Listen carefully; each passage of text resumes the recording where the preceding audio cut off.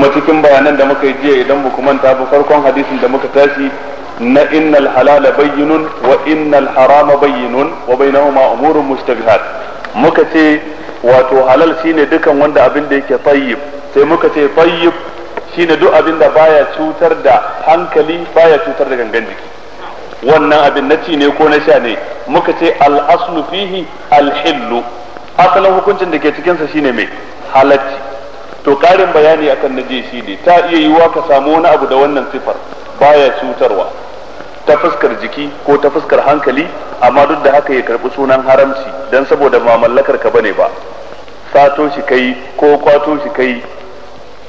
To nan gurin sai ya zanto cewa ya tashi daga sunan at-tayyib ya koma al-khabith la li zatihi wa innama in sabba alayhi al-hukm.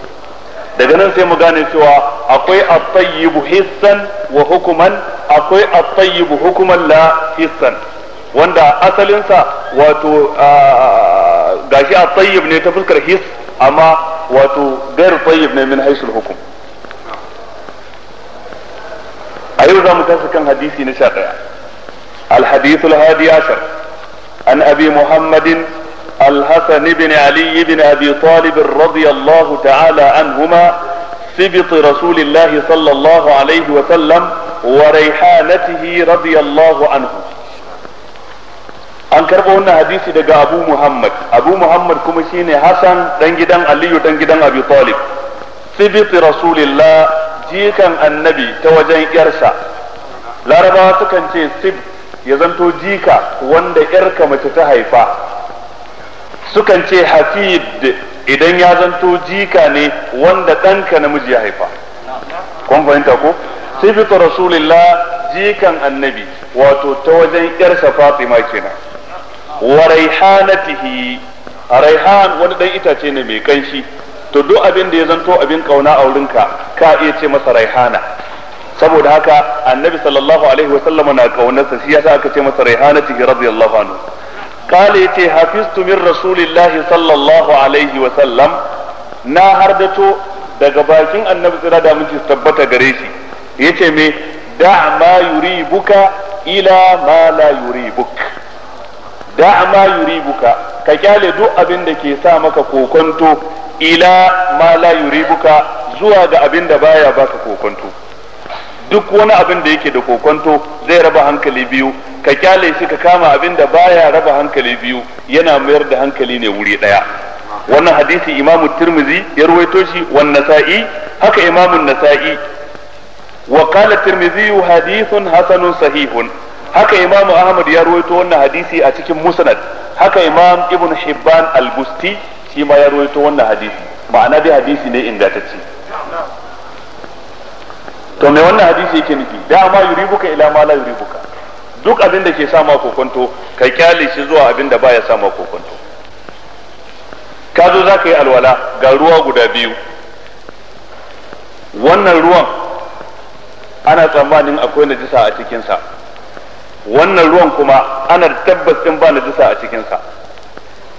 wannan wanda ake tsammani duk da cewa najisar ba ta bayyana ba yadda za a gani, amma ana tsammanin akwai ta a ciki. wannan kuwa kana da tabbas din babu najisa a ciki, wanne ya kamata ka yi alwala da shi idan za ka yi aiki da wannan hadisi? da amma yuribuka ila ma la yuribuka. kaga wannan wanda kake da kokonton sai ka aje shi gefe guda, ka dauki wanne, wancan wanda baka da kokonto.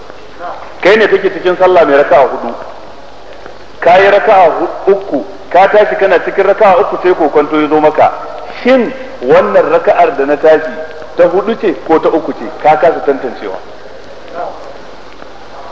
yanzu kana da tabbas ta raka'a uku, ta hudu ce kake da wata kilancin ita ce ko ba ita bace ba, sai aka ce dama yuribuka ila ma la yuribuka.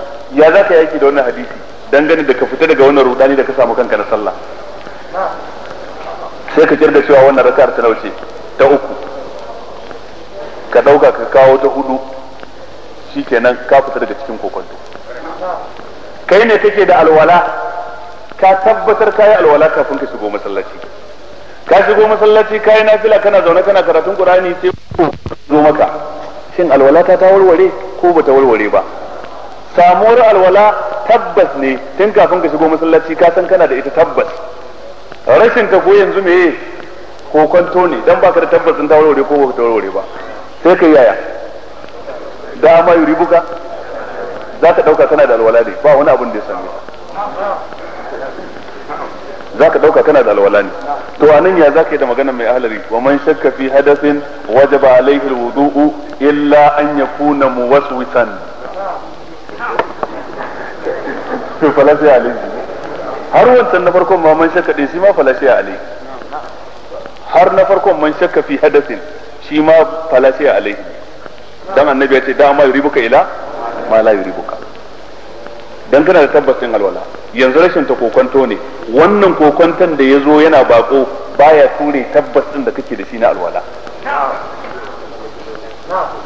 haka kuma ka canja hukuncin da a ce kana da tabbacin ka shiga ban daki ka fito yanzu ka tabbatar ka shiga ban daki ka fito to amma ka zo ka zauna har sai aka yi kiran sallah sai kuma kokonto yazo maka sai kake cewa shin da na shiga wani ɗakin da na fito da zuna maimaita alwala ko ban maimaita ba ya za ka ɗauki hukunci ka ɗauka kawai baka yi alwala ba ka da ita domin rashi shine asalin sai ka je ka yi ta da ma yuribuka ila ma la yuribuka akwai hadisin da yake taimakawa wannan hadisin da annabi sallallahu alaihi wasallam ke cewa idan ɗayan ku yana cikin sallah shedan yakan zo ya rinka busa duburansa sai mutum ya rinka jin kamar yayi rihi ma'ana kamar yayi tusa yace to idan ɗayan ku ya samu kansa cikin wannan hali kadda ya fita daga cikin sallarsa har sai in ɗaya daga cikin ababe guda biyu sun faru ko ya zanto ya ji wari yanzu tabbas ne kenan ya samu ko ya zanto ya ji ƙara na rihin yanzu tabbas ne amma ko kwanto haka kawai irin jin kamar na yi rihi kamar ban yi ba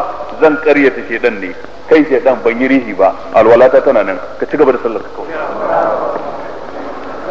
da ama yuribuka ila ma la yuribuka ina jin wannan da ya isa ka wa qala tirmidhi hadithun hasanun sahihun imamu tirmidhi yace wannan hadisi ne hasan sahih magana za ta zo nan gaba kan hadisin hasanun sahihun al hadithu thani ashar yanzu za mu shiga hadisi na 12 an abi hurairah radiyallahu anhu قال رسول الله صلى الله عليه وسلم من حسن اسلام المرء تركه ما لا يعنيه annabi sallallahu alaihi wasallam ce min husni islamil mar'i yana daga kyawun imanin mutum kyawun musuluncin mutum tarkuhu ma la ya'ni barin abinda bai shafe shi ba barin abinda ba ya da muhimmanci gare shi karka ce barin abinda bai dame shi ba sai dai ka ce barin abinda ba ya da muhimmanci gare shi duk abinda ba ya da muhimmanci rabuwa da shi wannan na nuna kyautatuwar musuluncinka wannan muhimmancin in ma ta fuskar addini in ma ta fuskar duniya duk abin da baya da muhimmanci a addinance baya da muhimmanci a duniyance to kyawun musuluncin ka shine barin wannan al'amarin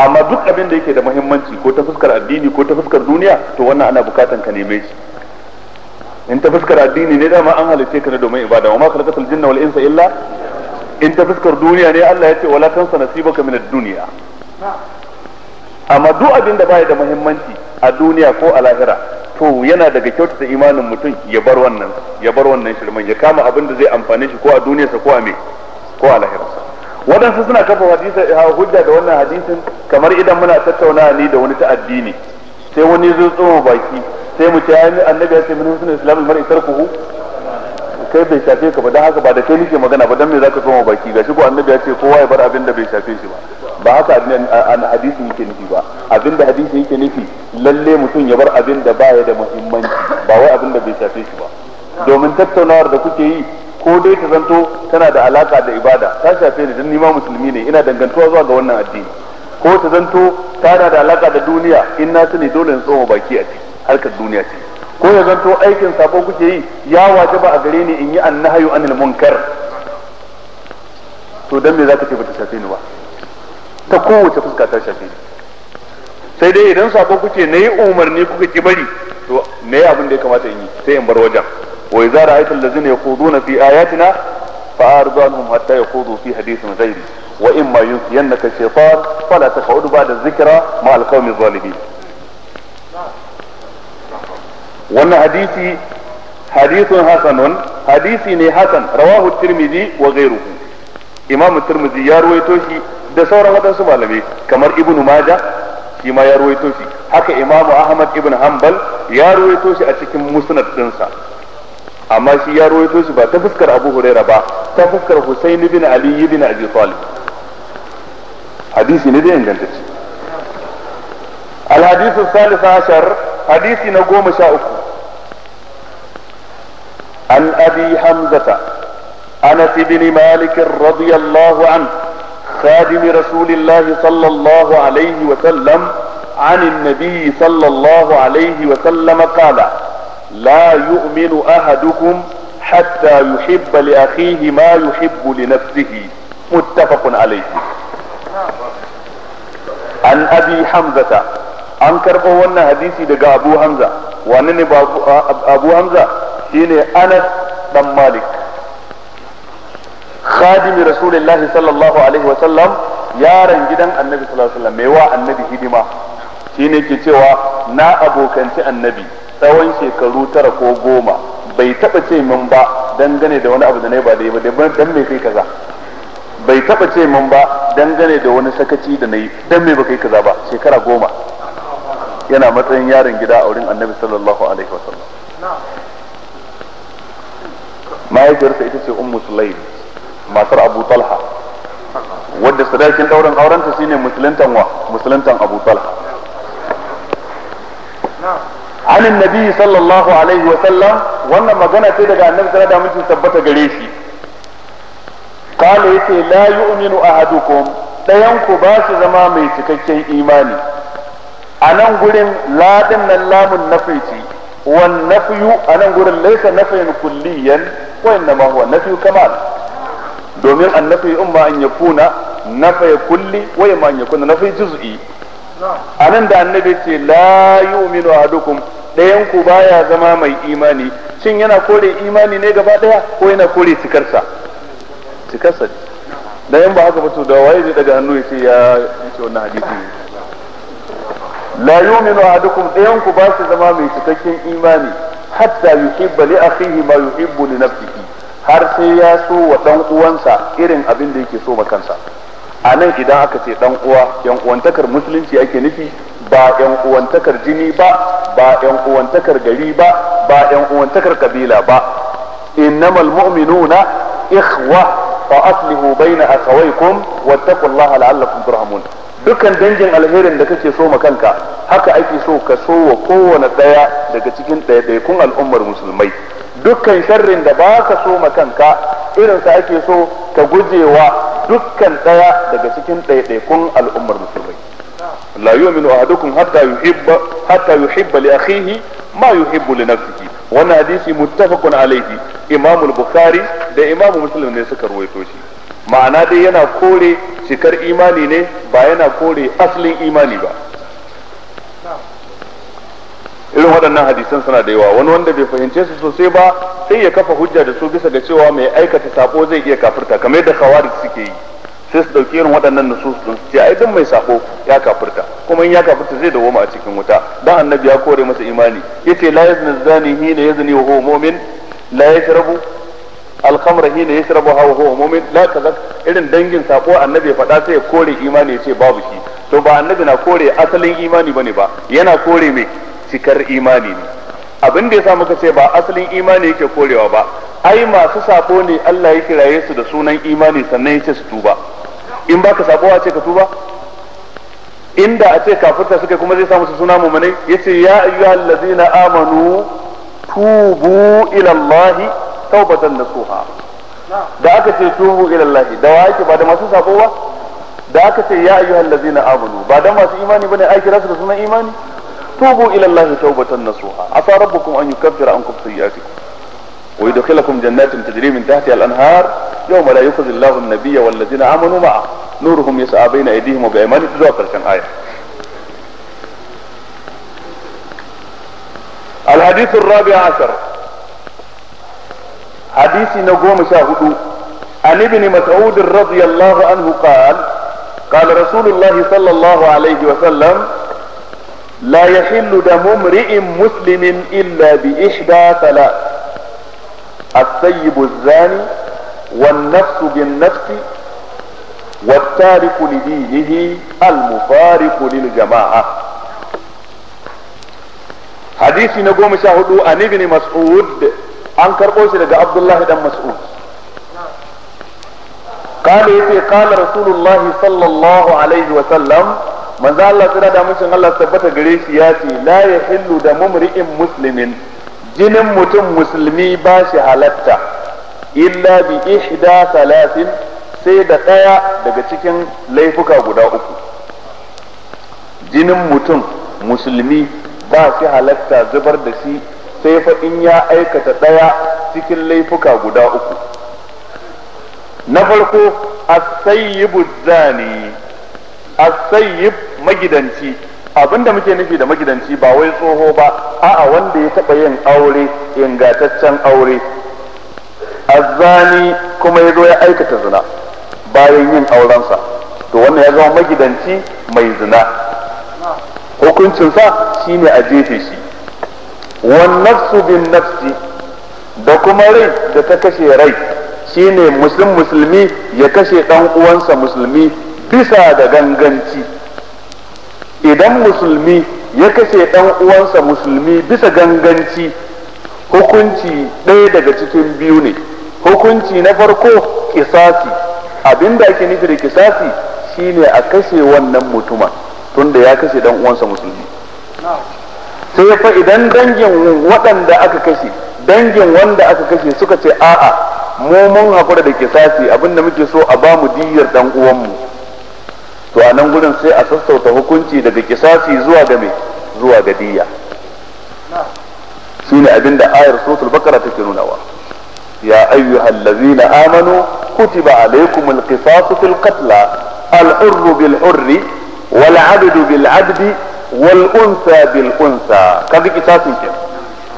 To sai aka ce idan an yafe fa faman ufiya lahu min akhihi shay'un fattiba'un bil ma'ruf وأداء إليه بإحسان ذلك تخفيف من ربكم ورحمة فمن اعتدى بعد ذلك فله عذاب أليم ولكم في القصاص حياة يا أولي الألباب لعلكم تتقون. duk wanda ya kashe dan uwansa musulmi da ganganci hukuncinsa shine a kashe shi, sai in dangin wanda aka kashe suka ce a mun yafe kisa yanzu mun yadda da diya, to sai a biya diya, sai ya biya diya. Amma idan mutum kisa yayi na kuskure, kai ne ka harba kibiya domin ka harbi barewa, sai ta zarce ta je ta kashe wani dan uwanka musulmi a gona yana noma baka sani ba, ko ka harba bindiga ta kubuce ta je ta harbe wani musulmi baka sani ba da ganganci, ko ka taho da mota su kwane sai ka ga da wani dan uwanka musulmi baka sani ba da ganganci ba kai da kuskure, to wannan hukuncin ka shine abinda suratul nisa'i ta nuna. wa man qatala mu'minan qata'an fa tahriru raqabatin mu'mina wadiyatun musallamatun ila ahlihi illa an yasaddaqu. Hukunci biyu ne akan ka lokaci guda, kaga wancan ɗaya daga cikin biyu za a yi masa, kai kuma biyu aka ɗora maka. Ka ji wani abu na hikimar musulunci, shi yayi da ganganci an ce a yi masa ɗaya daga cikin biyu, kai kuma kayi da kuskure an ce duka biyun. Na farko shine ka yi ka biya diya, an gane ko? Diyan nan zaka bayar da ita ga yan uwan wanda aka kashe. Na biyu daga cikin hukunce shine ka yi kafara ta hanyar yantar da baiwa mummuna. Idan ka nema baiwa mummuna ka rasa, to shikenan abin da yake kanka shine fa siyamu shahrayn mutatabi'aini tawbatan min Allah, azumin wata biyu a jere. Idan ka nemi baiwa ka rasa, sai kai azumin wata biyu a jere.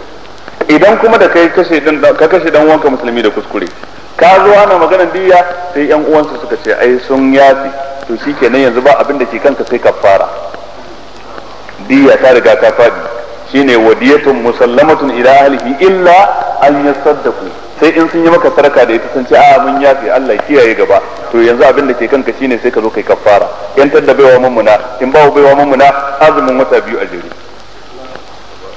To ya za a yi wata biyu a jere?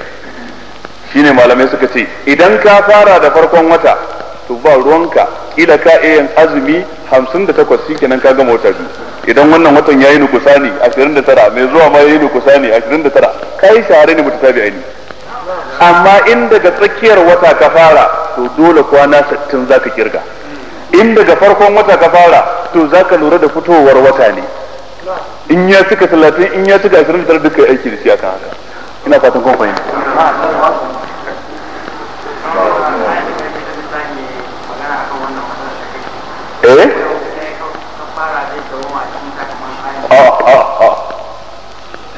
Ba zai dawo cikin wuta ba, wannan hukuncin ka bari sai an gama tukuna. wan nafsu bin nafsi wa tariku li dinihi al mufariqu lil jama'a. Mutum na uku at-tariku li dinihi, mutumin da ya bar addinin sa, wato ya ridda kenan. Al mufariqu lil jama'a, ya rabu da jama'ar musulmai, wato ya fita daga musulunci, hukuncin sa shi ma shine a kashe shi. To waɗannan su ne hanyoyi guda uku da jinin mutum musulmi ke halarta idan ya aikata ɗaya cikin dangin al'amuran nan guda uku. Amma banda wannan guda uku kuma akwai waɗansu hanyoyin a wani wuri inda jinin mutum musulmi ke halarta, wanda ba nan ba, amma na hadisin ya kawo guda uku ne, amma ba su kaɗai bane ba. An gane ko? Amma maganar cewa idan mutum ya kashe mutum musulmi dan uwansa da ganganci zai dawo cikin wuta, kamar da aya ta suratul nisa'i ta nuna, wannan mun sha yin bayani a lokuta da dama da suka gabata cewa wannan barazana ce ubangiji yayi, amma ba dan zai cika wannan alkawalin ba, yana iya yafewa, domin ya ce inna allaha la yaghfiru an yushraka bihi wa yaghfiru ma duna zalika liman yasha. Kuma har muka sai buga muku misali, muka ce idan Allah ya alkawalin zai wa mutum azaba sai ya yafe masa, bai cika wannan alkawalin ba, wannan ba na kasu bane ba aibi bane ba, ya zama afuwa ce ubangiji, an saba masa amma ya yafe. Idan ya alkawalin zai yi wa mutum rahama ne sai bai cika wannan rahamar ba, to shine za a ce akwai na kasu. To Allah baya saba alkawali na rahama, amma alkawali na azaba yana iya saba shi, domin cika alkawalin azaba adalci ne, in ya ga dama sai cika, ya fi shi kuma afuwa ne, idan ya ga dama sai ya afuwa. Alkawalin da Allah baya sabawa shine wanda yake na rahama, tabbas, dan shi alkawalin rahama cika shi shine ke nuna kamala, saba shi tawaya ce da nakasu. Allah ko baya siffantuwa da nakasu, sai da kamala ko yaushe. Amma alkawalin azaba duk wanda aka yi, in ka cika adalci kai, adalci kamala ne, in ka yafe afuwa kai, afuwa ma kuma kamala ne.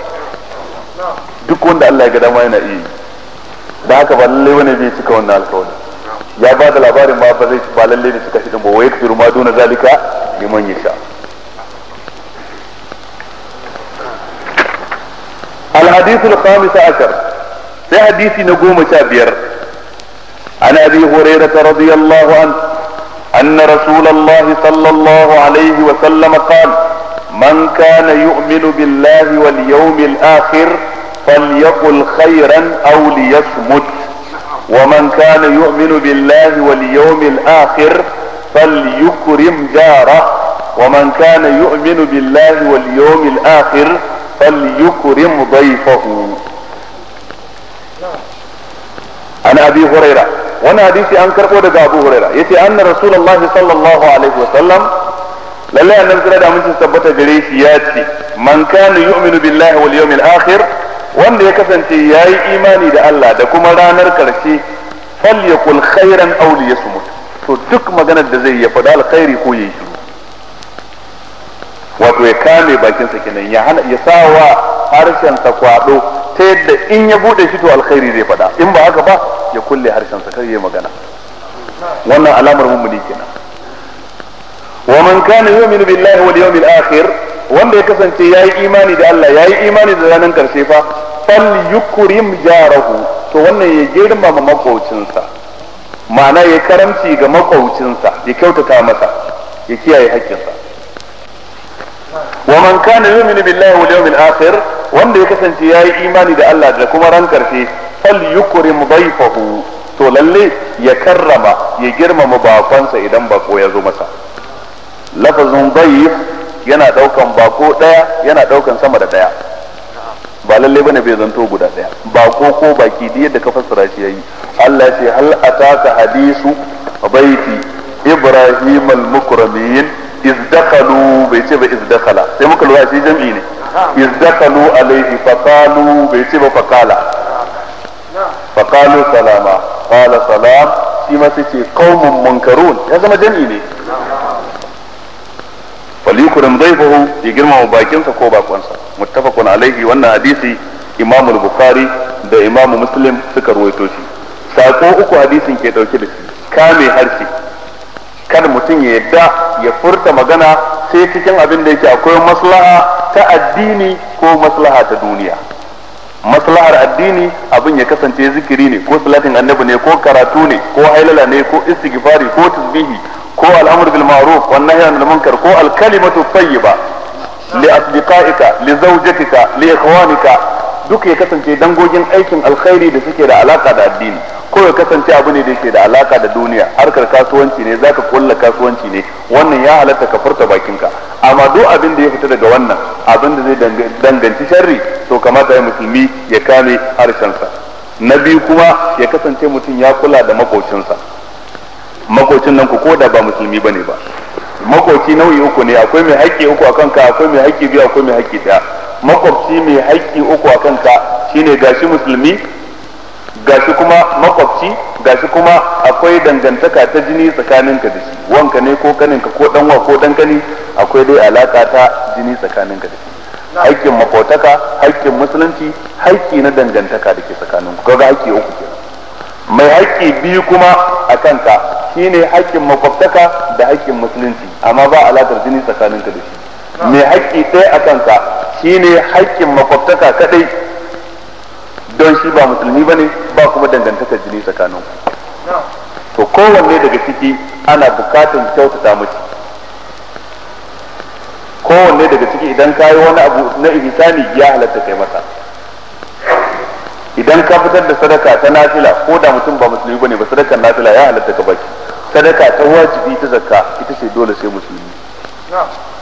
An fahimta ko? Amma sadakar nafila ta yau da gobe sai ka bayar ga wanda ba musulmi ba, ba yahude ko kirista ko ba maguje, wannan ya halatta. Ko baka faɗa ba, inna mal a'malu, ko baka ce fi sabilillah ba, mai ka faɗa, mai a zuciyarka za ka kalla. lan yanala Allah duhumuha wala dima'uha walakin yanaluhu taqwa minkum. ai abinda ake kallo meye niyyar ka lokacin da ka bayar, dan Allah ne, ba wai abin da ka furta ba. Ya halatta ka kyautata mashi, abinda za ka yi ka taimake shi daina fasikanci. Annabi ya ce unsur akhaka zaliman aw mazluman, taimaki dan uwanka lokacin da yake azzalimi, ka taimake shi kuma in an zalunce shi. To su mutanen jahiliya suna da wannan kalmar, amma a yaran su na jahiliya suna nufin dan uwanka ko yana da gaskiya ko baya da gaskiya ka goyi bayan sa, aje ai ta faɗa kawai, ba ka tambayar dalili. Idan dan uwanka kawai ya abin nan, ba ka tambayar dalili. Afa'at banu amrin amiran nahahu an sulmi hatta kana awwal wajib. Haka suke, duk wanda kawai ya dawo rigima sai a goyi bayan sa. Amma abinda annabi ke nufi da taimaki dan uwanka in yana azzalimi ko an zalunce shi, sahabbai suka ce mun gane yayin da aka zalunce shi, wannan taimako mun san irin taimakon da kake nufi anan, amma ta yaya zamu yi mu taimake shi yayin da yake shine azzalimi? Sai annabi ya ce takuffuhu an zulmi fa zalika nasruka iyyahu, ka hana shi zalunci ta hanyar wa'azi, ta hanyar fadakarwa. To wannan shine taimakon da zaka yi masa. Kada ka dauka dan makocinka na fasiki ana maganan kuma ka yi ta kausasa masa.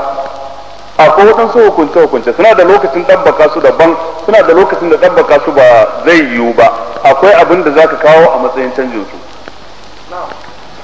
Yanzu misali zaka ji an ce sai dai wato menene la yajuzu suhbatu fasikin wala mujalasatuhu illa li daruratin. To a yau idan aka ce ba za ka zauna fasiki ba a duniya, da za ka zauna? Za ka zauna kai ta daya gida kenan, za ka sha wahala ne. A ce a ma'aikatarka ko a makarantarka da kake kai ɗalibi, ko a ma'aikatar da kake ta gwamnati, ko a layin da kake na kasuwa, kar ka yi abuta da kowa, kar ka hulɗa da kowa in dai ya zanto fasiki ne. Ashe wannan hukuncin yana da lokacinsa kenan. Ana maganar idan gari ya zanto duk musulmai ne, sai ya kasance yanzu ba kafirai a garin amma akwai musulmi masu sabo, to sai a tursasa musu don saboda me su daina fasikanci su gyaru kamar yan uwansu. Amma gari ga manya-manyan arna tukuna, ai ba wannan ake ba ka gaba da dan uwanka musulmi cikin irin wannan halin. Ga wanda ya ki Allah ya ki manzansa, yana yawa addinin musulunci zagon kasa, ai shi ya kamata ka tursasa. In tursasa wance ma saboda haka kame harshe, kyautata ma makwabci, sannan kuma wato ainihin kyautata ma bako lokacin da ya ziyarce ka, lokacin da ya zo wurinka, ko daga wani gari ko daga garinka. الحديث السادس عشر حديث نقوم شاشدة حديث نقوم شاهدوا وانا بياني اكبر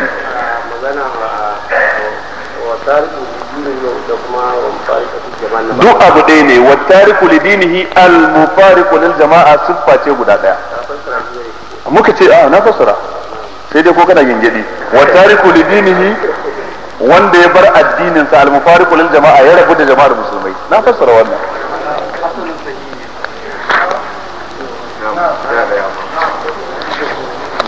al hadith as-sadis ashar hadisi na 16 عن ابي هريره رضي الله عنه ان رجلا قال للنبي صلى الله عليه وسلم اوصني قال لا تغضب فردد مرارا قال لا تغضب رواه مسلم رواه البخاري. wannan an karɓo daga Abu Hurairah yace anna rajulan qala lin nabi sallallahu alaihi wasallam wani mutum ya zo yace da annabi sallallahu alaihi wasallam tabbata gare shi la ta yace ausini kai mun wasiya. Abinda ake nufi da wasiya wata kalma takaitacciya da zan dade ina amfani da ita a cikin rayuwata ta duniya, jumlatacciyar kalma karama mai kuma fadin ma'ana wadda za ta dora ni akan tafarki madaidaici. da yake yi mun wasiya tsammanin sa annabi zai rubuta masa littafi guda, kala sai yace da shi la ta gaba kar kai fushi, faraddada miraran sai yayi ta maimaita bukatar sa ta dazu, ausini annabi na cewa la ta gaba, yana cewa ausini annabi na cewa la ta gaba. haka dai annabi ya tsaya bai ce komai ba, ya kyale shi bi sifatin mujmala, yayi masa wasiki a jumulce. to da aka ce la ta gaba kada ka yi fushi, wai zai iya aiki da wannan hadisi? kada ka yi fushi, in ka fassara shi a cewa kada ka yi fushi, ai fushi ba ikon ka bane ba zuwa yake ba, baka san ma ya zo ba. ka duba fa annabin Allah aka bashi at-taura, aka bashi littafin at-taura, wa katabna lahu fil alwahi min kulli shay'in maw'izatan wa tafsilan li kulli shay. da aka bashi aka ce fa khuzha bi quwwatin wa amr qaumaka ya'khudhu bi ahsaniha fa urikum daral fasiqin, rike da karfi, amma da yaje samu kansa a cikin fushi me yi. walamma raja Musa ila qaumihi ghadbana asifan qala bi sama khalaftumuni min ba'di a'adiltum amra rabbikum wa alqa al-alwaha, yaje fadda at-tauran gaba daya, wa akhadha bi ra'si akhihi yajruhu ilayhi qala ibn umma inna al-qauma istad'afuni wa kadu yaqtulunani فلا تسمح بي الاعداء ولا تجعلني مع القوم الظالمين. yaje fadda al-tawrat ya dauke ta ko sai da ya huce. walamma sakata an Musa al-ghadab akhadha al-alwaha, yayin da ya huce sai da ke asara. to ya zaka yi ba zaka yi fushi ba, da annabi sai ta gadar kenan me yake nufi, kar ka yi fushi ko kuma me? ai ba zaka ce ba ni ba zan yi fushi ba zan yiwu ba, a hana ta abin da baya yiwuwa. sai dai a ce la ta gaba ma'ana guda biyu ce, wadan suka ce ma'ana da za mu iya bayarwa wajen la ta gaba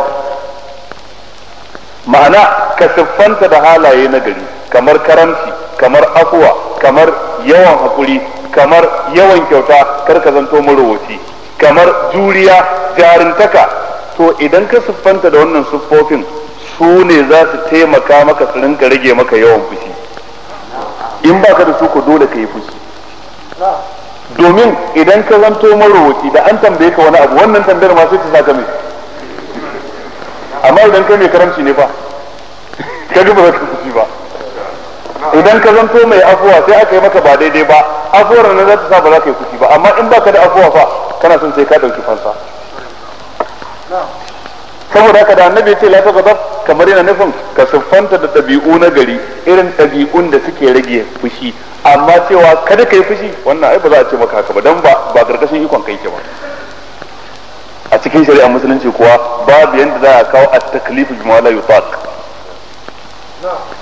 domin annabi ya riga ya roƙa mana kamar da aka saukar a karshen suratul baqara, la tu'akhidhna in nasina aw akhtana wa la tahmil alaina isran kama amaltahu wala tuhammilna ma la taqata lana bihi kaka dora mana abinda ba mu da iko. To da haka wadansu suka bada wannan ma'ana a matsayin ma'anan farko. Ma'ana ta biyu suka ce la taghdab, abinda ake nufi la ta'mal bi muqtadal ghadabi, kar ka yi aiki da fushi in fushi ya zo maka, abinda ake nufi kenan. Fushin zai iya zuwa, ba ka iya hana shi zuwa ba, amma idan ya zo kar ka yi me, kar ka zartar da hukunci kana cikin fushi, kar ka yi aiki da fushi, kar ka zartar da hukunci kana cikin bacin rai. Domin idan fushi yayi yawa, kila ka zo ka ce matar ka sake ta saki uku, daga baya ka zo kana ta bin malamai kuma fatawa. Mutum yana cewa shi ne saki matar su saki uku, to kuma amma lokacin yana cikin fushi, to yanzu ya za a yi a ce ai hatta tanki har zaujen gaira, ya sake zuwa na a faɗa masa, ya sake zuwa har sai ya zo wani malami ya ce to akwai dai maganganu guda, zai ce yawwa tunda ya kuma maganganu guda, tunda akwai maganganu guda zai faɗa masa da baka yi fushi ba, dama baka jefa kanka cikin wannan matsalar ba da za ka yi ta yawo kana abin. saboda haka la taghdab ma'ana la ta'mal bi muqtadal ghadabi, karka yi aiki, wato karka yi aiki da abin da fushi ya haifar maka. Duk abin da fushi ya jawo ya shawarce ka kai, karka yi aiki da wannan abin, ka nisance shi, ka zanto mai hakuri mai juriya. To wannan nasiha ta annabi, wannan wasiya ta shafi dukkan dangogi na alkhairi, kamar yadda malamai suka ce wannan yana cikin jawami'ul kalim da aka biwa annabi. Jumla guda daya amma za ta ɗauki ma'ana mai dogon yawa, domin za ta shiga cikin kowane bangare na rayuwa. Domin fushi na iya sa ka yi abu ba dan Allah ba, ka yi aikin ka domin fushi, sai ya zanto kuma baka samu lada ba wajen Allah. Wani ya fata maka rai, wani ya zage ka, wani ya faɗa maka kaje maganganu, ka tashi kai ma ka keta mutuncinsa. A lokacin da kana wa'azi wani zai faɗi bakar magana a kanka, sai ka mayar da dandalin wa'azi wajen mayar masa da martani don huce fushin da ya sa maka, sai ya zanto baka samu ladan wannan abun ba. Amma idan kuskure yayi na ilimi, sai ka hakura, sai bayan kwana 7 ka huce da zagin da aka yi maka, sai ka dauki wannan kuskuren kadai sai ka kawo gyara a ciki, ka faɗi dalilin ka sai a wuce. Amma mutuncin ka da aka taba sai ka hakura ka kyale. Amma idan mutum ya maka sai da yace kai me kaza ne, kai ma sai ka zo ka nemo tarihin sa, ka ce yo malamin da tarihi ma ya nuna yana kaza, yanzu shikenan kun zama yan dambe kai da shi, sauran jama'a yan kallo. To saboda haka kullun karka aiki da fushi. An ruwaito daga Ali bin Abi Talib wata rana ya fita wajen yaki, ya dauki takobi ya fuskanci wani kafiri ga dangadan zai yin masa, sai wannan kafirin ya tofa masa yawo. Ya bi Ali bin Abi Talib ya fasa kashe shi, ya ja baya ya baki waje. Sai abin ya bai wannan kafirin mamaki, yace Abul Hasan da ka biyo ni kamar zaka kashe, gashi ka samu daman ka kashe, na bazar tofa maka yawo sai ka fasa. Yace lokacin da na taho karan farko na zo ne da niyyar zan yake ka dan kai kafiri ne, dan ɗaukar kalmar Allah in gama da kai musulunci ya ci gaba, amma da ka tofa mun yawo sai na ji haushi, sai na ji tsoron kar in kashe ka dan ka tofa mun yawo ba dan kasancewar ka kafiri ba, da haka sai na fasa.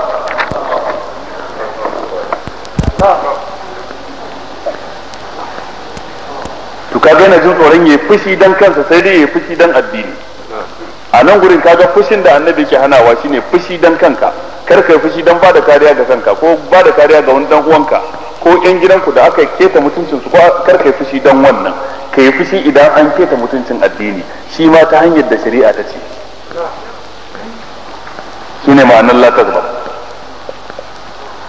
الحديث السابع عشر حديث نقوم شابكوي عن أبي يعلى شداد بن أوس رضي الله عنه عن رسول الله صلى الله عليه وسلم قال إن الله كتب الإحسان على كل شيء فإذا قتلتم فأحسنوا القتلة وإذا ذبحتم فأحسنوا الذبحة وليحد أحدكم شفرته وليرح ذبيحته رواه مسلم. wannan hadisi an karbo daga Abu Ya'la shine Shaddad ibn Aus an Rasulullah sallallahu alaihi wa sallam daga annabi jira da mutum tabbata gare shi kala ya ce inna Allah kataba al-ihsana ala kulli shay, ubangiji ta'ala ya wajabta kyautatawa ala kulli shay ga kowane irin abu da mutum zai yi a duniya ya zanto ya kyautata shi. Allah ya wajabta kyautatawa.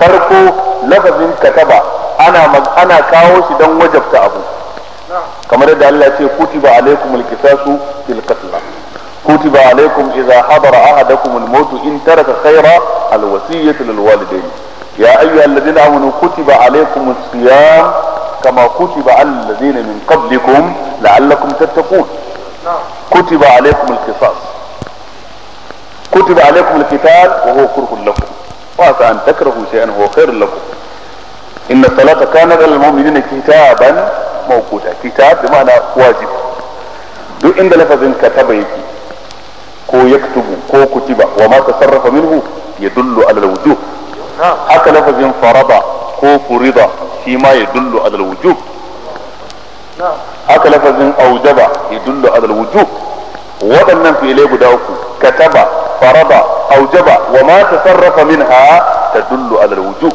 duk inda ta zo ko cikin qur'ani ko cikin hadisi sai in ka samu karina da ta cire ta daga wannan wajibci zuwa ga mustahabbanci wannan karina din imma an takuna karinatan munfasila wa imma an takuna karinatan muttasila kamar da annabi ce gusulul jumu'ati wajibun ala kulli muhtalim wankan juma'a ya zama wajibi akan kowanne baligi to wannan wajibin din kaga yana fa'idantar da wajibci kenan amma sai aka samu wadansu hadisai cikin bukhari da ke nuna wannan ba wajibci bane mustahabbanci ne kamar ana nufin sunna ne muakkada akan kowane baligi wannan karina sai ta cire shi daga wajibci zuwa adinna to yace inna allaha katabal ihsana ubangiji ya wajabta kyautatawa ihsani kenan ala kulli shay'in ala sai suka ce bi ma'ana ila domin huruful jarri tasnawabu harfin jarri zaka samu wani harfin ya zo da ma'anan wani harfin kamar ala ta zo da ma'ana fi kamar fi ta zo da ma'anan ala kamar ala ta zo da ma'anan ila nan gurin da aka ce katabal ihsana ala kulli shay'in ay katabal ihsana ila kulli shay'in ya wajabta yin ihsani zuwa kowane irin abu kai wa wannan abin ihsani dan adam ne dabba ne yana bukatar ihsanin ka kai musulmi kaga masu cewa su masu kare haƙƙin dabbobi ne ma addinin musulunci ya riga su dan katabal ihsana ala kulli shay wanda har dabba ta shi da ciki da haka sai annabi zai kawo misali din daya wanda ya shafi dan adam na biyu wanda ya shafi dabba fa iza qataltum idan kuka yi nufin kashe mutum da yayi laifin kisa kuka zo za ku kashe shi fa ahsinul qitlata wannan kisan ku kyautata shi abinda ake nufi ku yi amfani da abinda zai zare ransa nan take ba ku daure shi da igiya ku rataye bai dade bai mutu ba wannan idan kuka kun saba wannan hadisi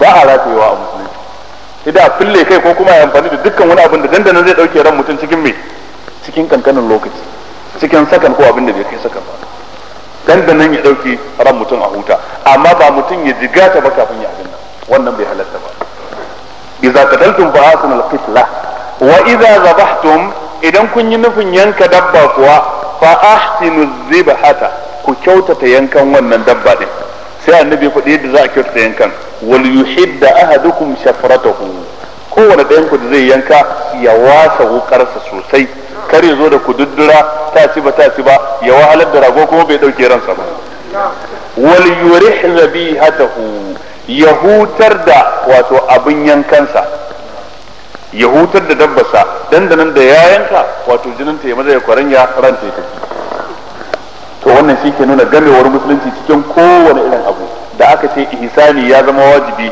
zuwa ga kowane irin abu kuma wannan shine kashin bayan abin da malamai ke kafa hujjar shi kan cewa addinin musulunci yana kula da bangare guda biyu ne wanda galibi mutane bangaren ɗaya suke lura ba sa lura da ɗaya shine husnul alaka bainaka wa bain khaliqika husnul alaka bainaka wa bainal makhluq kyautata alaka tsakaninka da mahaliccinka shine Allah ka bauta masa shi kadai ka bi umarninsa kyautata alaka zuwa ga halittu shine ka kyautata musu ta yadda shari'a ta ce a kyautata musu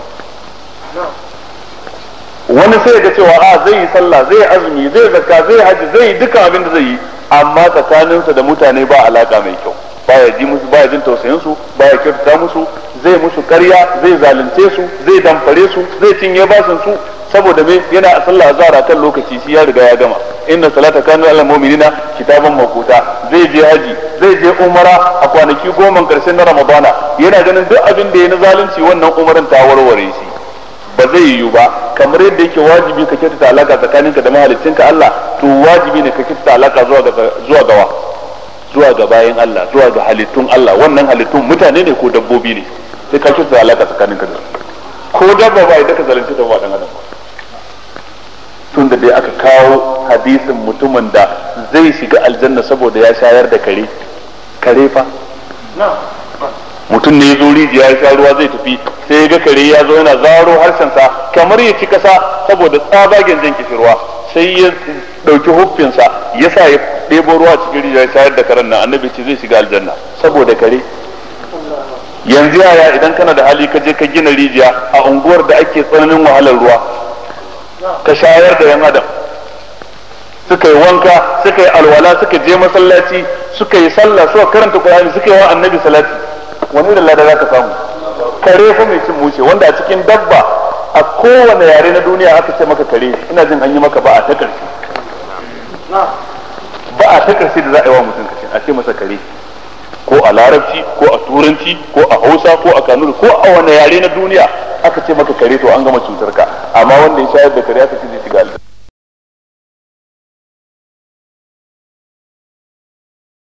rabbil alamin la sharika lahu wa bidhalika umirt wa ana awwalul muslimin. An faɗi sallah a nan gurin, sai kuma aka faɗi nusuk, shine yanka. Sallah din nan alaka ce tsakaninka da Allah. Idan kuma kai yanka, wa zaka ciyar? Yan adam ko iyalan gidanka kuwa da makotanka, sai aka hada su wuri guda. Haka fa salli li rabbika wanhar, yi sallah don ubangijinka, sai aka ce kuma wanhar, wato ka soke raƙumi ka raba naman sadaka fi sabilillah. Wannan sallah alaka ce tsakaninka da ubangijinka. Soke raƙumi idan ka raba naman, waye zai amfana da shi? Mutane. Sannan kuma Allah ce inna Allaha ma'al ladzina taqaw, sai ce me wal ladzina hum muhsinuna. Duk ana har hada wannan dan a nuna cewa alaka tsakaninka da ubangijinka ta zama mai kyau, alaka tsakaninka da bayan Allah kuma ta zama mai kyau. To da haka wajen fa idza qataltum fa ahsinul qitla, wajen kisa sai ku kyautata kisa, ku kashe da na'uran da za ta kashe mutum ko dukkan wani abin da za ku yi kisan wanda zai zare nan da nan. Sannan ko bai halatta ba ku yi musula, da musula ka cancana gawar mutum ko da kafiri ne. Ko da kafiri ne kuka zo kashe shi, in dai kun zare masa rai to ya riga ya gabata, ba sai kun fulle kai, kun yanke hannu, kun yanke kafa, kun ja a kasa. Wannan duk ta'adi ne wanda shari'a ta ce wala ta'tadu.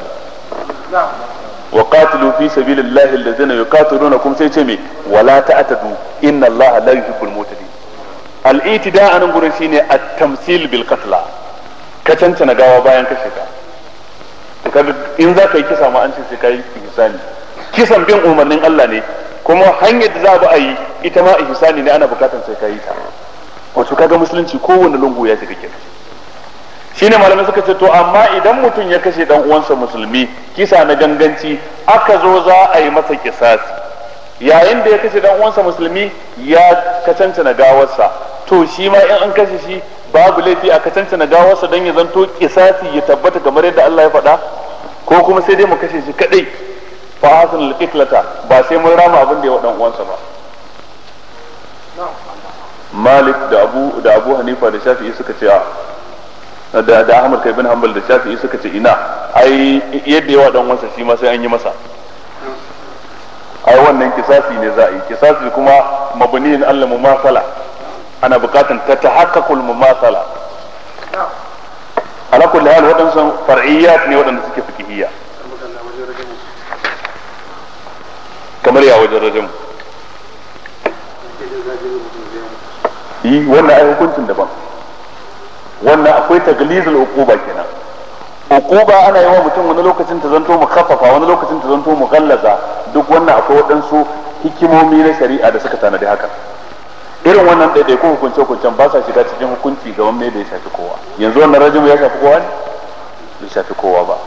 Galibin wa ake tsammanin zai auka cikin zina, shin mai aure ko mara aure?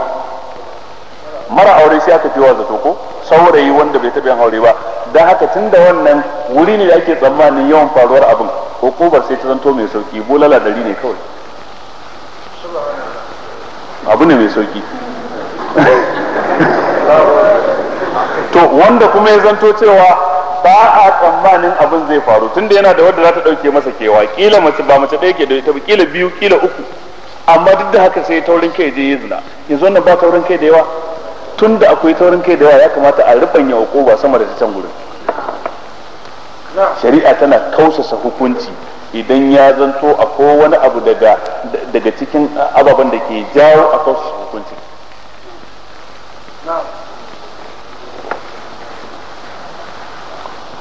الحديث الثامن عشر ده حديث نقوم تقوى عن أبي ذر جندب بن جنادة وأبي عبد الرحمن معاذ بن جبل رضي الله عنهما عن رسول الله صلى الله عليه وسلم قال اتق الله حيثما كنت وأتبع السيئة الحسنة تمحها وخالق الناس بخلق حسن رواه الترمذي وقال حديث حسن وفي بعض النسخ حسن صحيح. wannan hadisi an karɓo shi daga sahabbai guda biyu. Sahabin farko Abu Zar al-kunyarsa kenan, sunansa Jundub ibn Junada.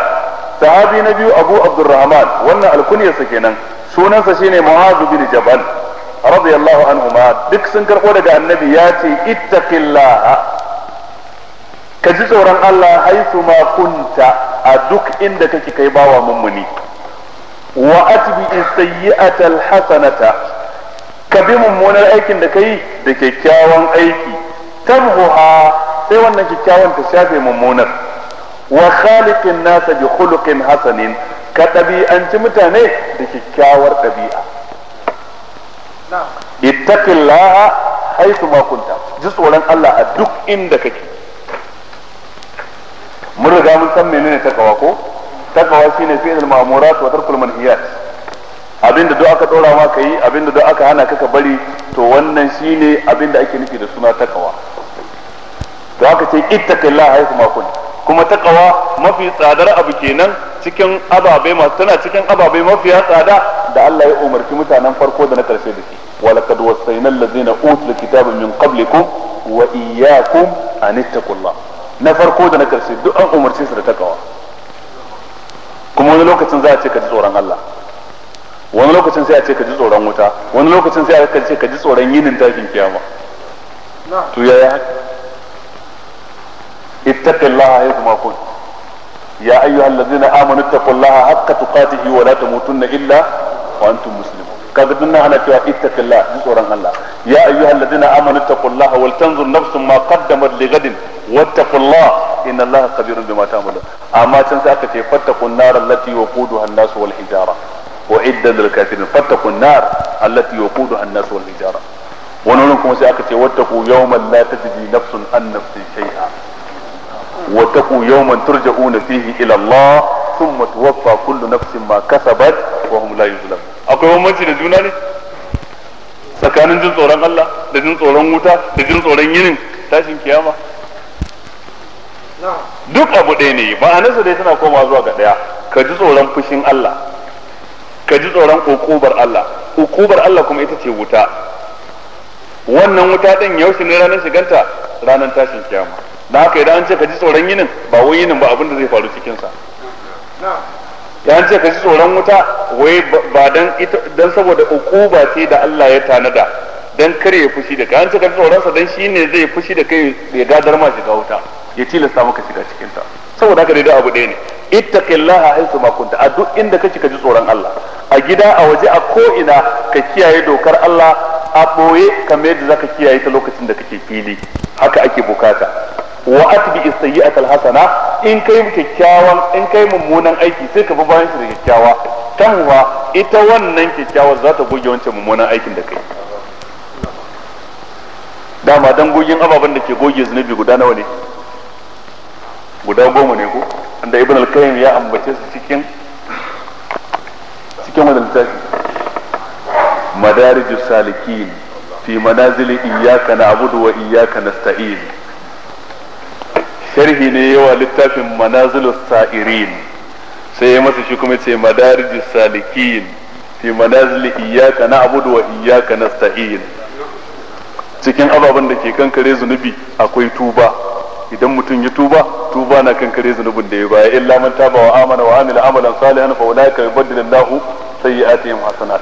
Akwai yawan istighfari na taimakawa wajen kankare zunubi, ko da yake da tuba da istighfari suna haɗuwa wuri guda. Sannan kuma akwai aikata kyakkyawan aiki mai yawa wanda har yawan su zai sa a manta da zunubin da kai, a shafe zunubin da kai, a goge maka shi. Innal hasanati yuzhibuna sayyi'at zalika zikra lizakirin. Akwai ceton masu ceto, akwai tsayar da haddi akan mutum. In kai laifi sai aka tsayar da haddi akan ka, shikenan an kankare maka wannan zunubin. Haka ya kirga sai ta kirga su da dalilan su har guda 10.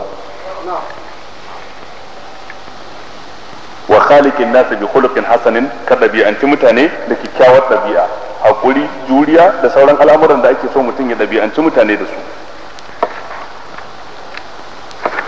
yace rawahu tirmidhi yace hadithun hasanun wa fi ba'd an-nusakhi hasanun sahihun. malaman hadisi sukan ce hadisi sahihi ko su ce masa hasan. Wannan duk darajoji ne na hadisi. Dama hadisai iri biyu ne, daga nan ne suke resantuwa su faɗaɗa, amma dai kala biyu ne. Imma an yakuna al-hadith maqbulan wa imma an yakuna mardudan. الحديث المقبول ينقسم إلى قسمين، إلى صحيح وحسن. والصحيح ينقسم إلى صحيح لذاته وصحيح لغيره، والحسن ينقسم إلى حسن لذاته أو حسن لغيره. guda nawa kenan? Hudu. Hadisan da ake karba guda hudu ne, ko alhadisu sahihu لذاته، الصحيح لغيره، الحسن لذاته، الحسن لغيره. duk hadisin da bai shiga cikin nan gurin ba a karbansa, ba a aiki da shine da'ifi. duk abin da bai kai matsayin hasan lizatihi ko ligarihi ba to ya zama to da'ifi ke. wa kullu ma an rutubatil husni qasur fa huwa da'ifu wa huwa aqsamul qasur. duk wannan ya zama da'ifi, ba a aiki da shi. to me sahihi? hadisi sahihi shine hadisin da ya cika sharuɗa guda biyar. sharadin farko ittisalus sanadi, sharadi na biyu tamamul adala, sharadi na uku tamamul dabti, sharadi na hudu adamu shuzuz, sharadi na biyar adamul illa. sharada nawa kenan? biyar. idan an ce ittisalus sanadi, wane ya ji ga wane, wane ya ji ga wane, shi kuma ya ji ga wane, har aje kan Abu Huraira annabi ya ce kaza, ko Abdullahi dan Umar annabi ya ce kaza. ya zanto jerin gwanan waɗannan mazajen da muka kirga mun ba salsala ta tarihi da ka'idojin karban hadisi, cewa lalle wani da yace ya ji daga wani din nan gaskiya ne, ya ji daga gare shi din, tarihi ya tabbatar da haka. lalle wani da ya ji da wannan lalle gaskiya ya tabbatar da haka.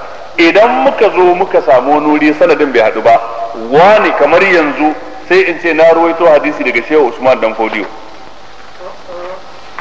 kaga ai mala akwai aiki ko ina na ganshi balantana ya roci hadisi a wurinsa. lalle ne akwai waɗansu wanda suka ji hadisin suka faɗa mu, wannan waɗansu ɗin me yasa nake faɗan sunansu? tunda ban faɗi sunansu ba za a karɓi hadisin ba, tunda ba a san su balantana a san tarihin su, mutanen kirki ne ko makareta ne. in aka karɓi hadisin haka an karɓi bisa daga zato, kyautata zato aka yi cewa kila mutanen kirki ne, ya za ka kyautata zato ga mutumin da babu shi ba ka san shi ba? ina fatan kun fahimta. to idan sanadi ya haɗu ta yadda lalle tarihi ya nuna wani ya ji ga wani ya ji har zuwa ga annabi, to shine ittisalus sanad. abu na biyu al'adala. abinda ake nufi da adala kuwa shine kowane rawi cikin waɗannan marwaita hadisin tun daga na farko har ya zuwa kan sahabi, duk da muka kirga waɗannan dinnan kowanne ya zanto adali ne. adali ne. na uku tamamu dabti, kowanne ya zanto mahardaci ne. to shine suka ce har da iri biyu ce, ko har da ka ko har da yattinki a rubuce kenan. shi baya iya rikewa da ka, amma dai duk abin da aka faɗa zai rubuta daidai, ya je ya ce ka jiran nan ka ce kaza, haka ne bari in karanta, ya karanta an ji lalle haka na faɗa ba rage ba kari, to ya rike kayansa a hannunsa. lokacin da duk aka ce kawo mana hadisi sai ya buɗe littafin sai karanto. to wannan ma ana kiran shi da suna mahaddaci a wurin malaman hadisi. wanda kuma yake da baiwar rikewa aka shi ma ana kiransa mahaddaci. To ya samu yana da cikakkiyar harda. Sharadi na hudu ya zanto hadisin ba shazi bane ba. Menene shuzuz? Mukhalafatu thiqa li thiqat aw al awsaq minhu. Mutane ne guda biyu da amintattu sai suka rawaito hadisi. Wannan mutumin da ya tashi kawo mana hadisi sai ya ce annabi sallallahu alaihi, misali ne kawai zan buga ba wai haka abin yake ba.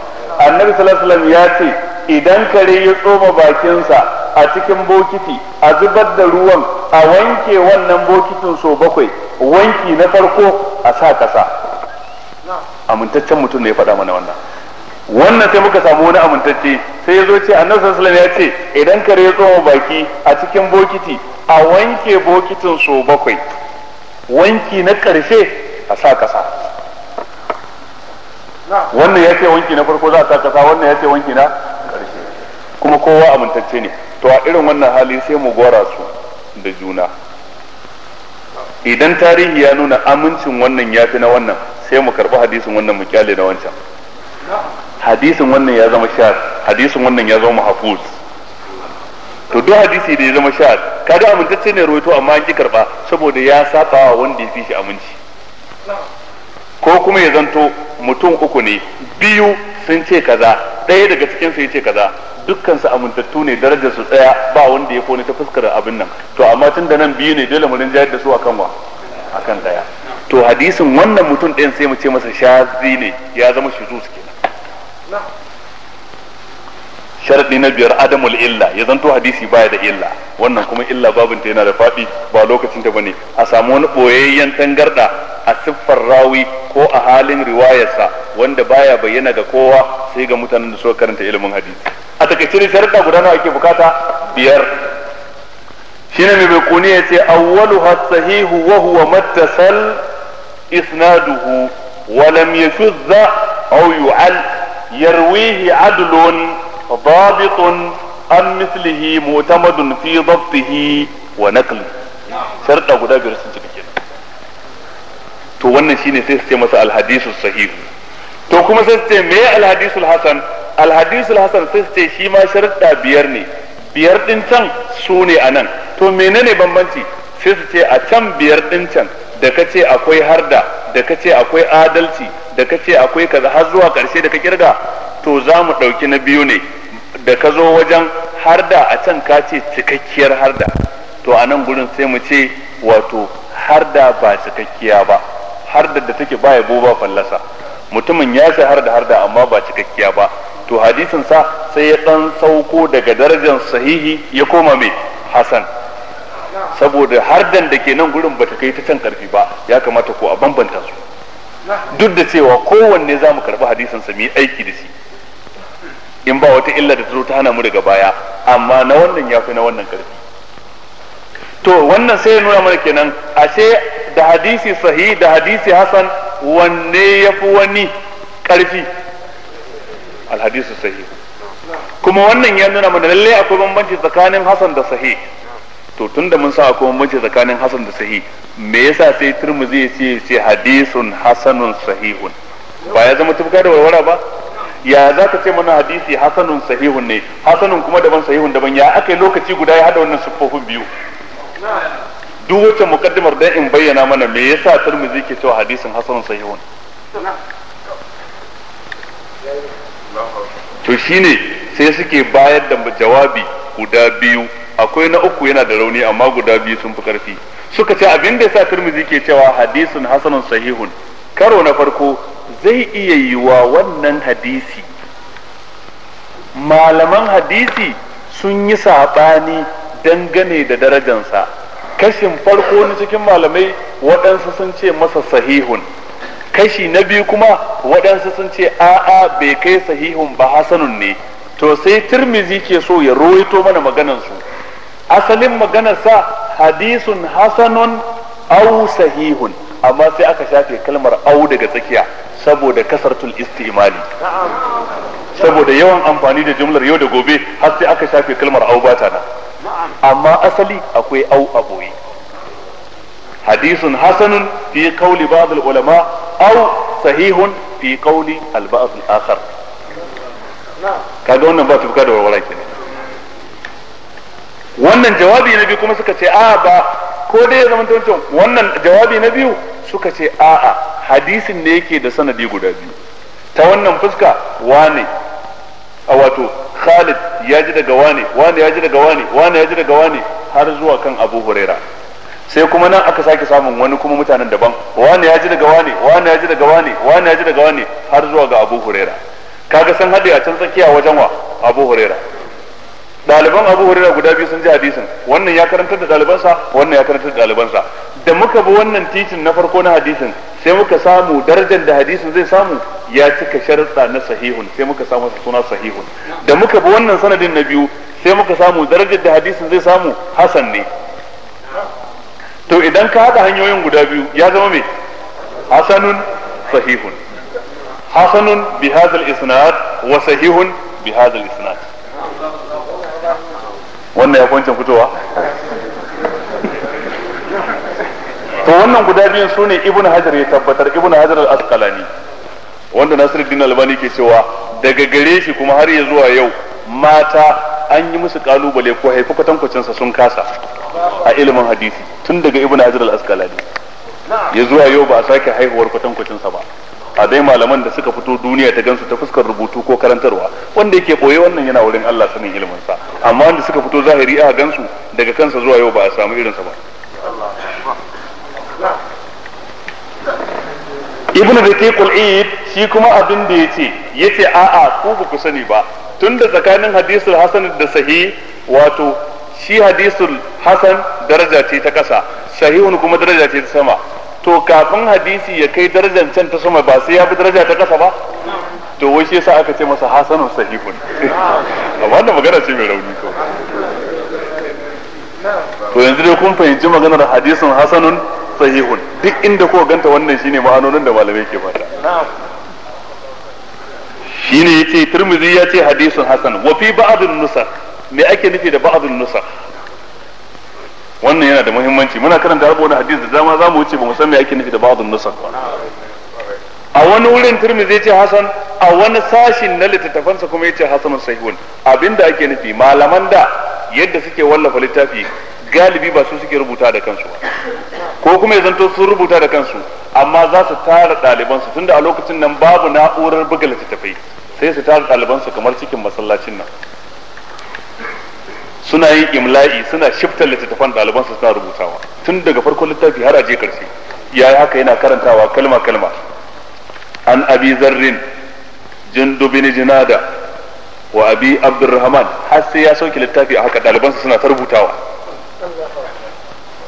to wannan rubutun da zaka ce na je wurin Tirmidhi yayi shiftar littafin su na rubuto ba a karba sai an tambaye ka shin ka karanta masa ya ji daidai ne sannan a karba to kaga wanda ya je ya karanta wurin Tirmidhi ya tabbatar da shi da wanda daga gama karatu ya linke littafin sa ya tafi gida wanne ake jin littafin sa zama daidai to shi yasa sai a samu bambanci tsakanin rubutuna da naka kila wannan tun da yazo bai gingedi ba wannan yana gingedi wannan da yazo ya tara hankalinsa wajen karatu wannan yana tunanin yau kasuwa ta yi zafi rabi ya ji rabi bai ji ba an ce an abi zarrin jundub bin junada ya ji da aka zo abu abdurrahman sai ya ce wa abdurrahman ya sayar da kalmar mai abu abdurrahman shikenan sai kuskure ya faru cikin ruwayarsa masu taba'i da suka zo sai suka yi rashin sa'a suka dauki taba'in wannan wanda yake da kuskure suka dabba'a waɗansu kuma suka dauki taba'in wannan wanda yake daidai ya ji wurin mai littafin suka dabba'a sai littafi guda ɗaya ya fito amma auri kaza akwai ƙarin kalma auri kaza akwai raginta daga wajen wane ne laifin Tirmidhi ne ko laifin masu rubutu laifin ɗalibai ke shine a wata riwayan da waɗansu ɗalibansa suka rubuto ya ce hadisin hasanun kawai ya yi shiru a wani sashin na littattafan da ɗalibansa suka ruwaito daga gare shi din sai suka ce mai hasanun sahihu shine wa fi ba'd an-nusakhi hasanun sahihu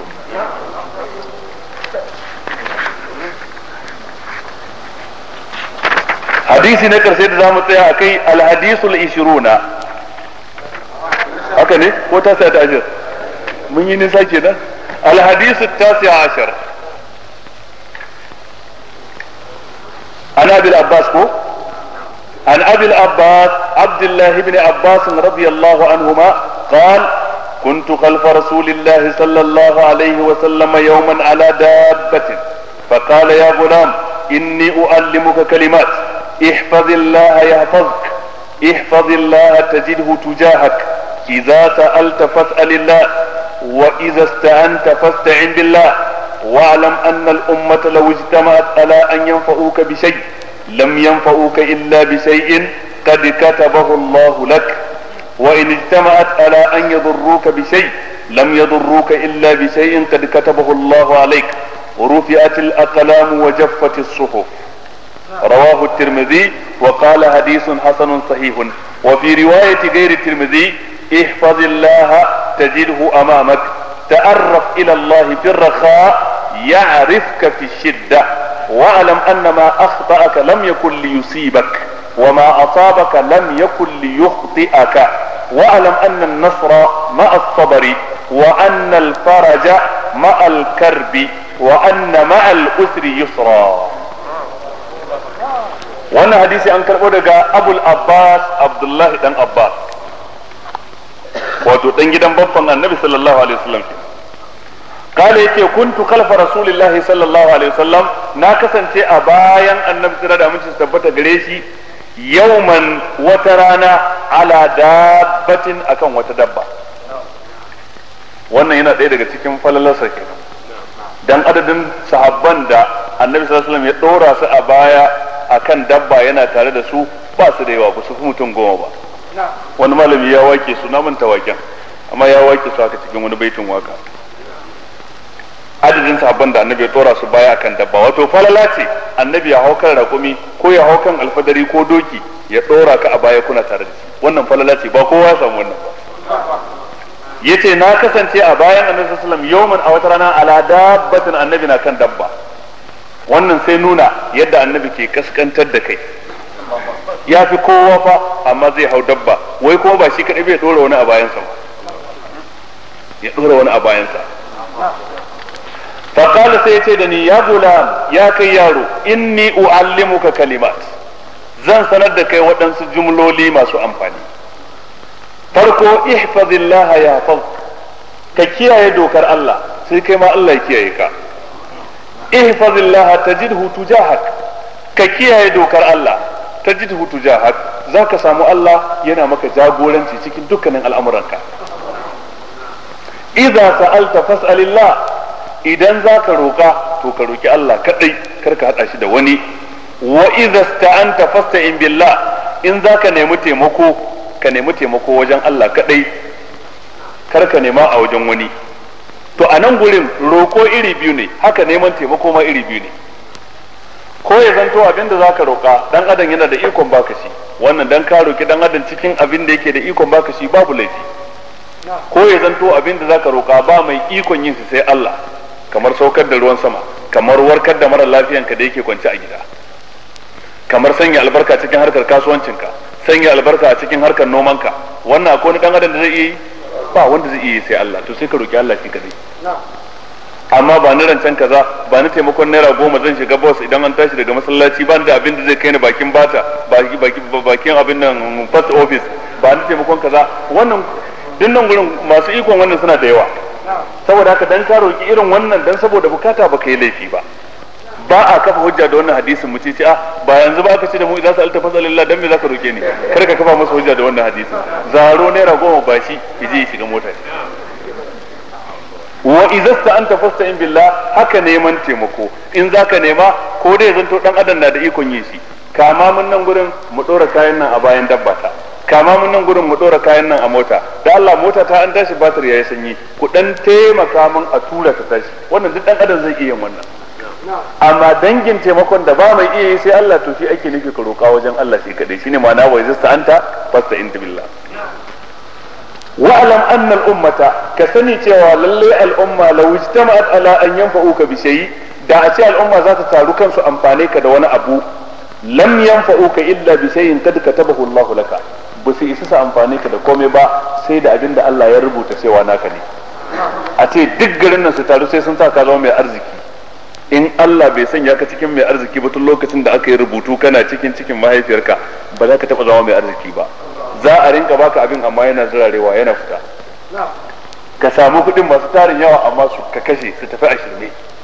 Saboda haka in duniya za ta taru ta yi maka abu wani abu mai amfani ba za su amfane ka ba sai da abin da aka rubuta maka can wanda muka karanta a baya yi umaru bi katibi rizqihi wa ajalihi wa amalihi wa shaqiyyun aw sa'id wannan an rubuta tuntun wa in ijtama'at ala an yadurruka bi shay'i idan al'umma za su taru gaba ɗaya kan sai sun cuce ka da wani al'amari da wani abu lam yadurruka ba su isa su cuce ka ba illa bi shay'in kad katabahu Allahu alayka sai da abin da aka riga aka rubuta akan ka cewa zai same ka rufi'atil aqlam wa jaffatis suhuf rufi'atil aqlam an riga an dauki alkalamin da ake rubutun an cire shi daga kan takaddan wa jaffatis suhuf takaddun sun bushe an gama komai kenan rubutun da aka ce malaika ya riga yayi har takaddan sun bushe yanzu kawai abin da aka rubuta din ne yake gudana wani bai sai canja wannan abin ba wannan hadisi rawahu tirmidhi wa qala hadithun hasanun sahih wa fi riwayati ghairi tirmidhi a wata riwayan wanda ba tirmidhi yayi ba ga abin da annabi ce ihfazillaha tajiduhu amamak ka kiyaye dokar Allah zaka samu ubangiji a gaban ka yana maka jagoranci ta'arraf ila Allah fi raqa ka nemi sanin Allah ta hanyar bauta masa da yi imani da shi fir raqa'i lokacin da kake cikin yalwa ya arifka fi shidda Allah zai san da kai a lokacin da kake cikin tsanani wa'alam annama akhta'aka lam yakul li yusibaka ka tuna duk abin ka sani cewa abin da duk kaga ya kuskure maka dama can ba a yi shi ba dan ya same ka kar ka dauka wata dabaran ka ce gonin tankace ka iya goggociya ba haka bane ba wama asabaka lam yakul li yukhti'aka abin da duk kaga ya same ka dama can ba a yi shi ba dan ya kuskure maka an kaddara zai same ka wa'alam anna an-nasra ma'a as-sabri ka sani cewa cin nasara ko don lokaci yana tare da hakuri in ba ya hakuri ba a cin nasara ko kowane irin al'amari was-sabru mislu ismihi murrun muzaqatuhu lakin awaqibuhu ahla min al-asal haka suka ce wai was-sabru mislu ismihi shi lafazin as-sabru kamar yadda kalmar take haka yake domin daga asibir ne asibir kuma shine madaci ko wani abu mai tsananin daci daga cikin yayin ciyawa suka ce shi hakuri daci gare shi murrun muzaqatuhu dandanan sa yana da daci lakin awaqibuhu ahla min al-asali sai dai karshen sa yafi zuma zaki in dai kai hakuri da karshe to zaka sha zuma kenan wa annal faraja ma al-karbi wa annal faraja yayewar kowane irin musiba ma alkarbi tana tare da bakin ciki in dai bakin cikin yazo to yayewa tana kusa wala rubba nazilatin yadiqu biha alfata zar'an wa inda allahi minha almakhraj ضاقت فلما استحكمت حلقاتها فرجت وكنت اظنها لا تفرج wala rubba nazilatin yaso da dama wata musiba za ta sauka yadiqu biha alfata zar'an kaga yaro ya damu kaga matashi ya damu musiba ta zo masa ba ya da gwarancewa ba ya da kwarewa game da rayuwa ya damu akan abin da bai kamata ya damu ba wa inda Allah minha al-makhraj mafitar wannan abin yana wurin Allah baqat musibar ta zo ta yi tsanani falamma tahkamat halaqatuha sai da sarkarta ta gama haduwa ko ina da ko ina ta zagaye mutum kamar wayo zai fita ba furijat sai aka yayi ta yace wa kuntu azunnuha la tufraju da ko tsammani nake yi na gama ba za a yaye wannan musiba wa anna ma al usri yusra kuma lalle tsanani wato ainihin akwai sauki tare da shi to abinda muka faɗa na daidai Allah shi ba mu lada akai wanda muka yi kuskure ko tuntuban harshe Allah shi ya fi mana wa sallallahu wa sallim wa baraka ala nabiyyina Muhammad wa ala alihi. Mai tambaya ta farko ga ta mala yake cewa akwai hadisi riwayar Tirmidhi da yake cewa ku yi sallah a bayan wanda ya ce la ilaha illallah kuma ku sallace shi, sai mutum aka samu ya yi kalmar shahada kuma sai aka zo aka samu wani aiki ya bayyana wadda yake warware masa tauhidi ko a bayanansa na baki ko wasu halayensa, to ya za a yi da wannan lamarin? Wannan hadisi yana bukatar ka tabbatar da shi ta fuskar riwaya kafin hukuncin ya zo. A iyakacin sani na abin da zan iya tunawa wannan hadisi zaifi ne. Ci gaba.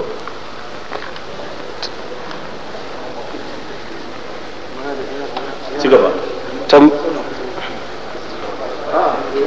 tambaya ta biyu yake cewa shin ya halatta a ƙayyade lokaci kamar na sallan azahar ko la'asar ko isha, kuma idan aka ƙayyace sai kasance yawancin mutanen wurin suna da bukata kamar na tafiya makaranta, in aka ce karfe 4 ne ko karfe 7:15 za a yi wannan sallan, to idan suka ce za su tsaya sallah kullum za su yi latti zuwa makaranta, ya halarta su tura wani gaba ya musu sallah don su samu tafiya makaranta?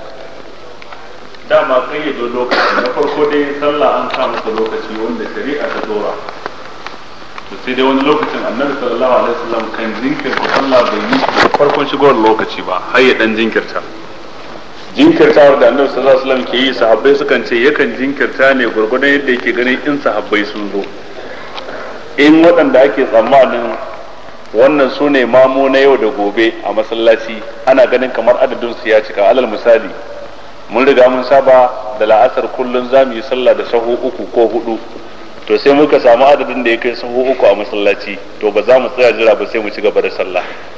In muka samu kawai sahu 1 ne ya shigo, to sauran suna da haƙƙi na mu jira su, matukar mun san al'adance kullum aka kai wannan adadi na sahu 3. Shi yasa wani lokacin a wadannan sallolin annabi za ka ga ya sallace su a farkon lokacin su, wani lokacin ya jinkirta.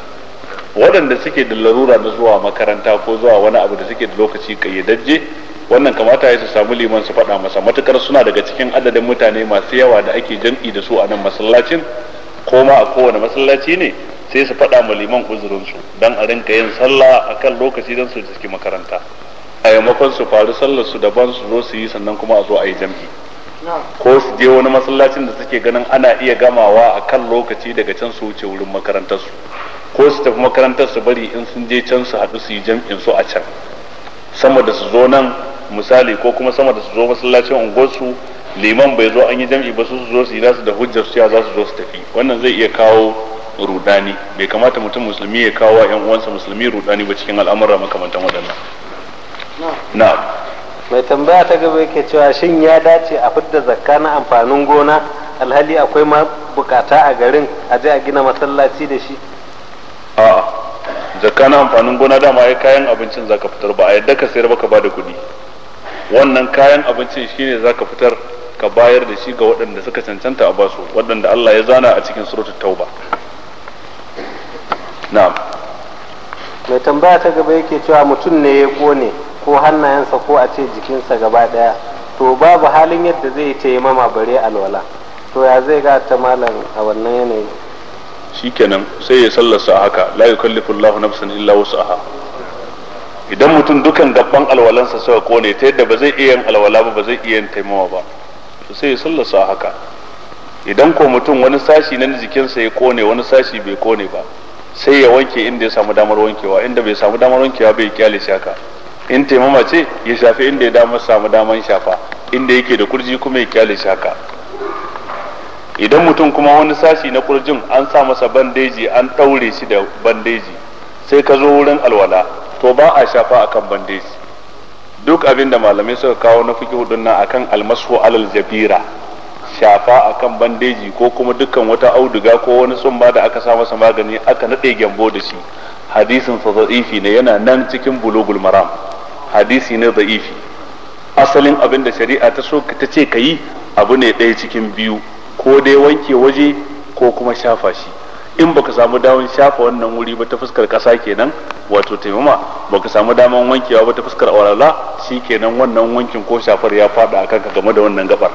Amma ba a yadda kai shafa akan gyambo ba ko akan abun nan akan bandeji ba, wannan bai tabbata ba sunnar annabi. Ijtihadi na malaman fiqh suka gina kan hadisi da'if. Na'am. Tambayoyi ne guda biyu suke cewa za ta bayani kan hadisin nan da yake cewa wadda tufarsa abincinsa ko aka rene shi da haramun ba za a amsa masa addu'a ba. Yace to yaro ne ubansa ya kawo haram ya ciyar da shi gashi nan yana nan kankani kuma ciyarwarsa akan mahaifansa, ya zai kasance wannan abin ya shafe shi? Wannan yaron tunda ba shi ya nemo ba, wala ta zuru wazaratun wuzra ukra, baya da laifi kan abin da babansa ya kawo ya bashi, tunda bai kai lokacin da shi zai iya neman abinci ga kansa ya wadata ga barin damfara jikin mahaifinsa ba.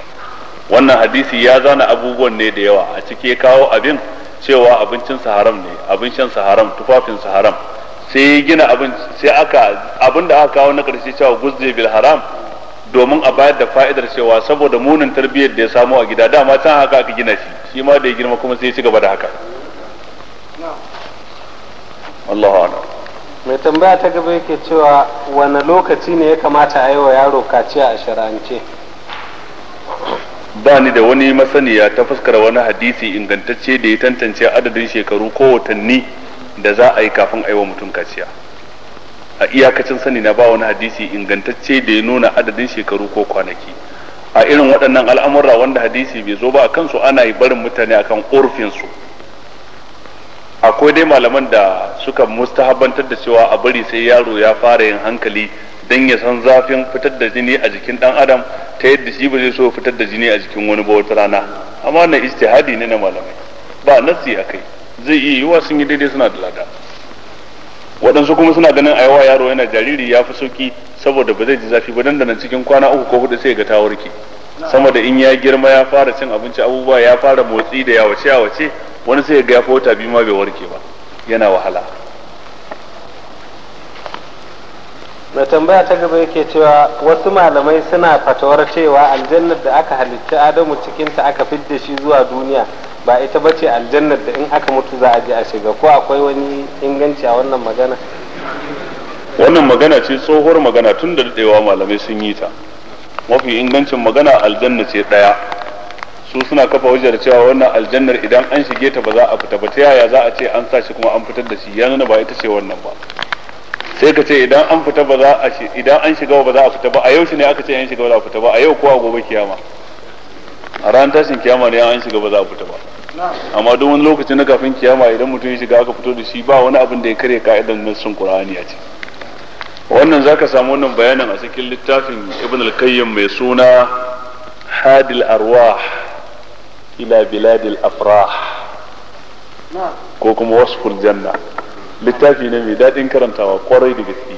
Yana magana akan siffofin aljanna, abin da ke cikinta, nemomin da ke ciki, hurul ini, siffofinsu, haka shine ma'ana hadil arwah ila biladil afrah.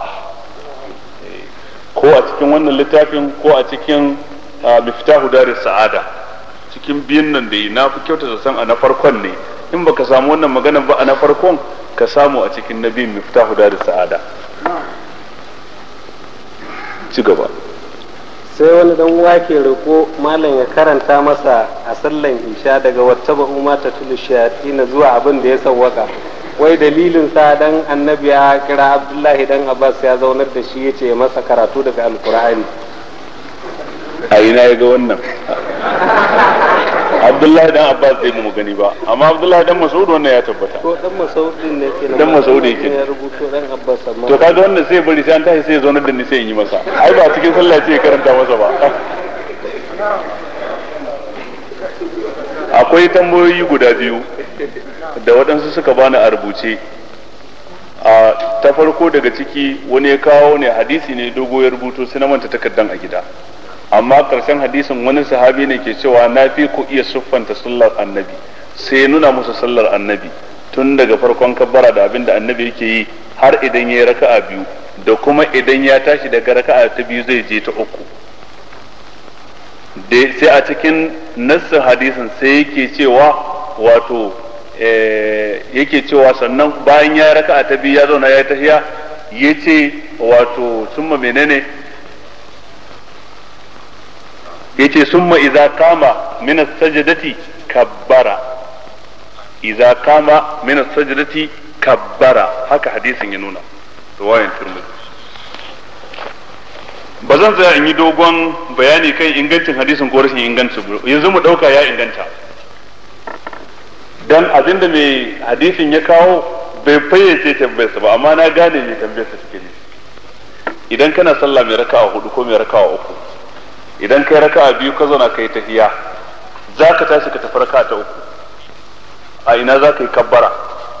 Sai ka miƙe tsaye ne gaba ɗaya za ka yi kabbara, ko za ka yi kabbara daga zaune, ko kuma za ka yi miƙe tare da kabbara a haɗe? A fatawar da na bayar a kwanakin baya na ce abin da ya tabbata cikin hadisai shine za ka iya kabbara a zaune sannan ka miƙe, ka ce Allahu akbar kana daga zaune sannan ka miƙe.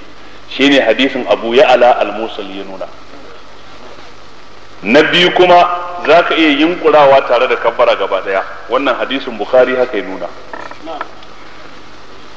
Na uku kuma malaman da suka ce sai ka gama miƙewa sannan ka ce Allahu akbar, muka ce wannan babu hadisi ko nasisin kobo akai, ijtihadi ne na malamai. Amma su wanda suka kawo wannan hadisi wai da suka ce idza sajada idza menene idza qama min as-sajdati kabbara, hadisin ya ce idan annabi ya tashi daga sujada sai ya kabbara, to sai suka dauka abinda ake nufi da idza qama min as-sajdati sai in ya miƙe sai sannan ya kabbara, ba haka yake nuna ba.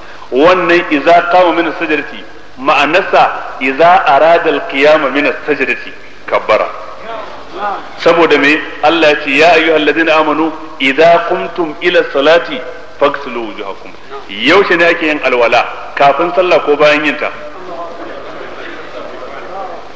Sai ya ce me, amma sai Allah ya ce me idza qumtum ba fi limazi bane ba, kenan in kun gama sallah ku zo ku yi alwala, haka yake nufi. fa idza qara'ata al-qur'ana fasta'iz billahi minash shaitanir rajim. Yaushe ake yin isti'aza, a ƙarshen karatu ko a farkon karatu? To amma kai idan ka ɗauki fassara waccan da kai a wannan hadisin, yanzu idan ka zo nan sai ka ce fa idza qara'ta al-qur'ana, in ka gama karatun qur'ani fasta'iz billahi, to a'udhu billahi kuma.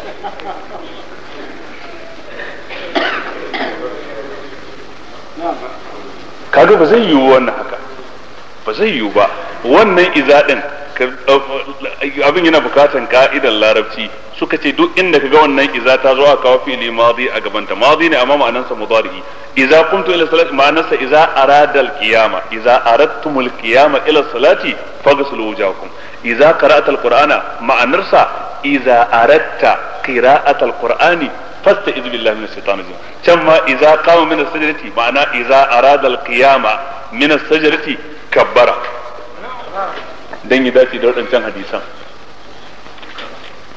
Wannan shine abin da hadisin ke nuna wa ustazu ala fardu sihhati.